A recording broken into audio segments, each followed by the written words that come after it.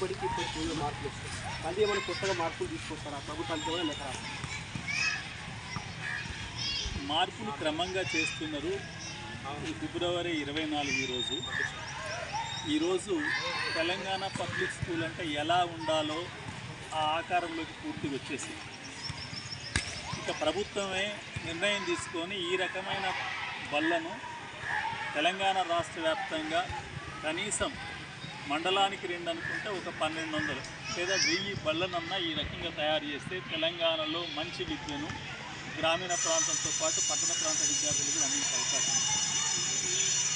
నేను జూలై 1వ తారీఖు నాడు 2025 వచ్చాను. ఆ రోజు వచ్చినాడు మొత్తం కూడా నిర్మాణంలోనే ఉన్నది. అంటే రకరకాల నిర్మాణాలు చేస్తుంది ప్రతిపాదనలు మాత్రమే. అంటే ఆ రోజు మాకేమీ కనిపించలేదు, పిల్లలు కనిపించారు అప్పటికి అడ్మిషన్స్. నాకు ఈరోజు సంతోషం ఏంటంటే మొత్తం ఆకారాలకు మనము ఫుట్బాల్ స్టేడియంలో నిలబడి ఉన్నాం. ఈ స్టేడియమే పిల్లల యొక్క మనోధైర్యం కాదు, వాళ్ళలో మనోధైర్యాన్ని నింపుద్ది, వాళ్ళ ఉత్సాహాన్ని రేకెత్తిస్తుంది, వాళ్ళని భావి భారత క్రీడాకారులు తయారు చేస్తుంది. ఇది ఒక ప్రేరణగా కనిపిస్తుంది. అదేవిధంగా ప్రతి బిల్డింగ్ ఆర్కిటెక్చర్ కానీ అక్కడున్న పరిసరాలు కానీ మిగతా అంశాలు కానీ అన్నిటికంటే చదువు విషయంలో కూడా they are maintaining English medium atmosphere and students are participating very actively. చాలా బాగా ఉంది. తెలంగాణకు ఒక మోడల్గా ఉండే అవకాశం ఆరుట్ల గ్రామానికి వచ్చింది. కాబట్టి ఇప్పుడు చూసిపోతున్నాం. కాబట్టి రేపు ఏం చేస్తామంటే ఇటువంటి తెలంగాణ పబ్లిక్ స్కూళ్లను కనీసం 1000 అన్న వచ్చే విద్యా సంవత్సరం ప్రారంభించి ఏర్పాటు చేయండి అని చెప్పి మేము రాష్ట్ర ప్రభుత్వాన్ని ఇక్కడి నుంచి డిమాండ్ చేస్తున్నా. ముఖ్యమంత్రికి కూడా లేఖ రాస్తాం. నేను వచ్చింది కదా సందర్శించారు. మళ్ళీ ఇక్కడ ఈ స్కూల్కి ఇంకేమైనా కావాలని చెప్పేసి మీరు మెమోరీ ఇచ్చారా మంత్రి కన్నా? ఈ స్కూల్కి ఏం కావాలనేది నేను ఇచ్చే పద్ధతి కాదు దీనికి. ఎందుకంటే దీన్ని ఆల్రెడీ ఎడ్యుకేషన్ కమిషనర్గా ఉన్న, అంత లేదు ఎడ్యుకేషన్ చైర్మన్గా ఉన్న ఆకునూరు మురళి గారే ఈ స్కూల్ మొత్తాన్ని చూస్తున్నారు. కాబట్టి దీనికి ఏమి కావాలి, ఏమి ఇవ్వాలి, ఏం తెచ్చుకోవాలనేది వారే బాధ్యత వహించినాక ఇక మాలాంటి అవసరం లేదు.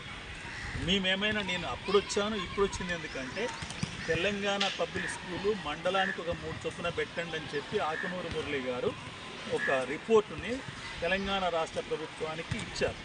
నేను ఆ రిపోర్టు మొత్తం క్షుణ్ణంగా చదివిన తర్వాత మొదటి తెలంగాణ పబ్లిక్ స్కూల్ ఇక్కడ ప్రారంభించబోతున్నారంటే ఎలా ఉంది అడ్మిషన్లు. అప్పుడు మీకు ఏంటంటే ప్రీ ప్రైమరీలో 183 అడ్మిషన్లు వచ్చినాయి, ప్రైమరీలో 600 పైన అడ్మిషన్లు కనిపించినాయి, హై స్కూల్లో ఇప్పుడు ఉన్న 400 మోడల్ స్కూల్ యాజిటీస్గా ఉన్నాయి.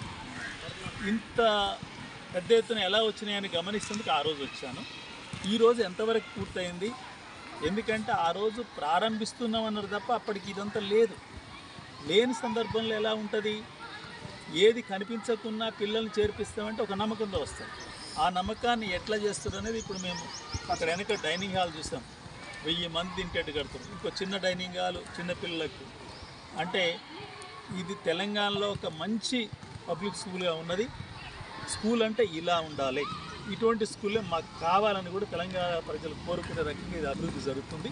దీనికి ఏం కావాలనేది ఇక్కడ కమిటీ ఉంది, హెడ్ మాస్టర్ గారు ఉండు, వీళ్ళందరూ కలిసి అడుగుతున్నారు, ప్రభుత్వం ఇస్తున్నారు. వాళ్ళకంటే నన్ను కూడా అడగమంటే అడుగుతుంది, నాకేం ఇబ్బంది లేదు. కానీ ఇది కావాల్సినంత ఇస్తున్నారు, చేస్తున్నారు అనేది ఉంది. కాబట్టి ఇటువంటి తెలంగాణ పబ్లిక్ స్కూల్ 1000 పెట్టండి అని నేను అడుగుతాను.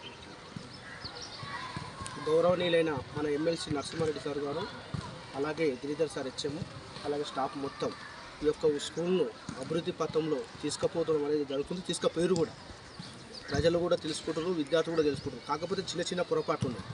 ఆ చిన్న పొరపాటు ఏంటంటే తండావాసులకు కొద్దిగా బస్ సౌకర్యం లేదని చెప్పేసి మాకు కూడా సమాచారం వచ్చింది, సార్ కూడా సమాచారం ఇచ్చినాం.